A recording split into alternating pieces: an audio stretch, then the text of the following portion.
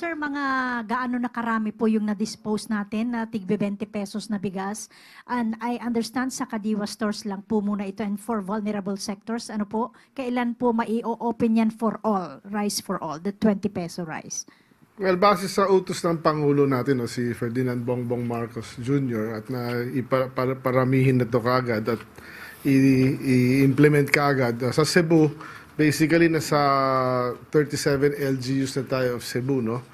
At nakabenta na tayo ng almost 12,000 sacks na since for this week.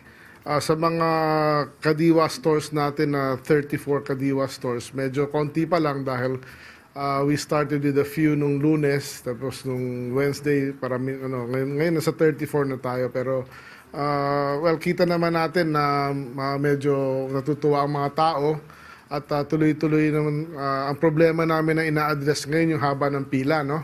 So we have ordered na bibisita ako, iikot ako mismo at para ma-address nga, magdagdag ng silya, maglagay ng electric fan kung hanggat kaya may kuryente, maglagay ng mga trapal o tolda para maano sa init. Alam niyo naman, mainit ngayon. Kaya i-address ho natin yan para maging mas maganda yung experience ng ating mga mamimili. Follow up lang, sir. So far, sir, ilan na yung naipalabas ninyo from NFA warehouses at sasapat po ba ito para masustain yung program? Definitely, ang total natin ngayon, we have 1 million sacks available, no? Na milled rice na yun, newly milled rice. From Mindoro, nakapagpadala na tayo ng barko sa Visayas. Unang barko dumating na sa Cebu. May pangalawang barko na aalis this week papuntang Bohol. Galing sa Mindoro yun.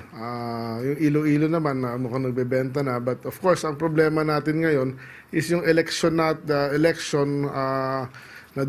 hold nga tayo sa election ng sayang nga ho yun ng 10 days. Then ngayon, may mga nanalo, may natalo. At of course, like sa Cebu, there's still a question kung itutuloy ba ng bagong gobernador yung programa o hindi. Sa Bohol naman, yun ang mukhang susunod na pupuntahan natin at fina-finalize na yung schedule tsaka yung stocks na meron na doon at magla-launch sa Cebu, Southern Leyte, and others, no?